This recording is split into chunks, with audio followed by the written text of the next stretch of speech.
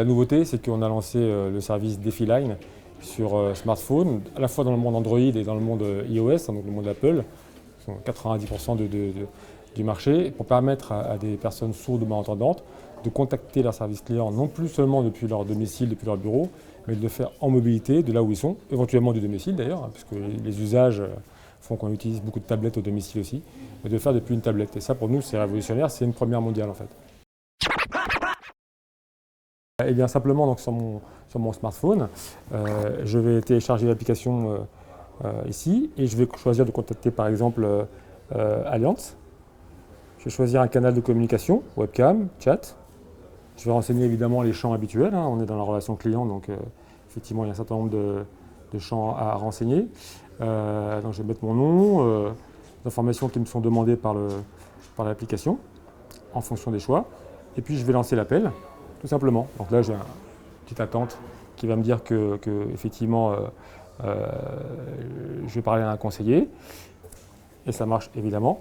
Puisque évidemment, donc là effectivement, on va pouvoir ensuite communiquer en... Ah oui, c'est une vraie personne, oui.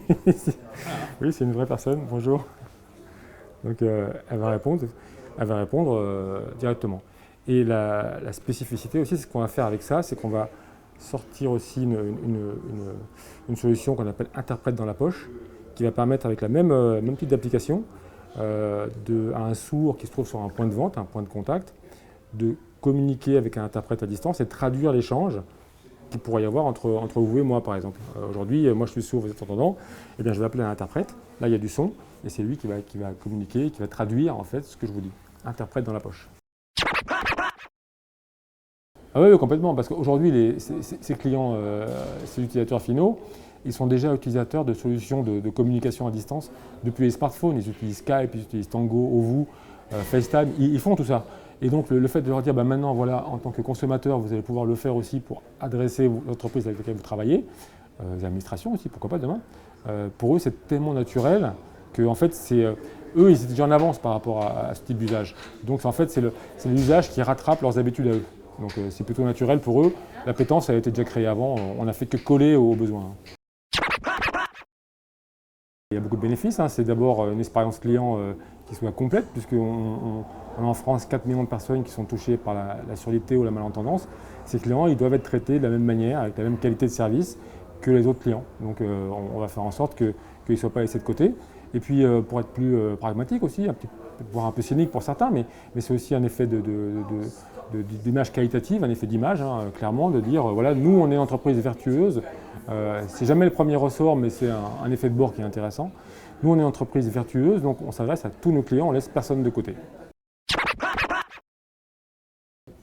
Alors c'est un discours qui marche auprès de plein de populations différentes dans les interlocuteurs. Ça marche auprès des responsables RSE, responsables de développement durable, mais aussi des opérationnels de leur relation client, hein, qui comprennent bien très rapidement quand on leur montre les chiffres qu'il y a une partie des populations auxquelles ils ne s'adressent pas. Ça marche auprès des gens de la communication, ça marche auprès des gens du business, les commerciaux, qui voient qu'effectivement, chez certains de nos clients, on fait aussi de la souscription d'abonnement, hein. On ne fait pas uniquement que de la hotline technique, on fait aussi de la hotline commerciale, d'assistance à la vente. Toutes les missions de la relation client classique, on peut les faire. Et maintenant, depuis un smartphone ou une tablette. Moi, je pense que ça va changer beaucoup les usages en matière de relations clients. Comme souvent, d'ailleurs, le handicap amène de nouveaux usages. C'est un de mes clients, mais je suis aussi un client de showroom privé. Je suis plutôt très satisfait de la façon, notamment, dont ils semblent prendre soin de moi lorsque je commerce avec eux. Ça me paraît plutôt agréable. Ça, j'aime bien. Ça fait partie des bonnes expériences que j'ai eues récemment, mais elles ne sont pas si nombreuses, les bonnes expériences en fait. C'est un tout, c'est surtout un respect des engagements et la transparence. Moi, je veux savoir quand la paire de chaussures que j'ai commandée pour mon fils, qui va me harceler du coup pour savoir quand arrivent ces chaussures de skateboard, quand elles vont arriver, moi je veux savoir, et je ne veux pas savoir que ça va arriver un jour. Donc je veux savoir que ça va arriver demain, pour que je puisse lui dire que ça va arriver demain, et que ça arrive effectivement demain. Rien que ça, c'est important. Que les stocks soient là, que j'arrive pas sur une page et qu'on me dise stock épuisé quand je veux du 44, qui est la pointure, j'imagine, standard chez les hommes, ou 43. Donc voilà, c'est ça pour moi le soin, c'est que la promesse soit tenue. C'est un événement qui était intéressant parce que ça a permis de rencontrer des gens, l'aspect networking paraissait important et l'aspect partage de connaissances, partage d'expériences, c'était aussi très intéressant. Donc j'ai assisté avec plaisir à l'ensemble des présentations qui ont lieu, c'est intéressant.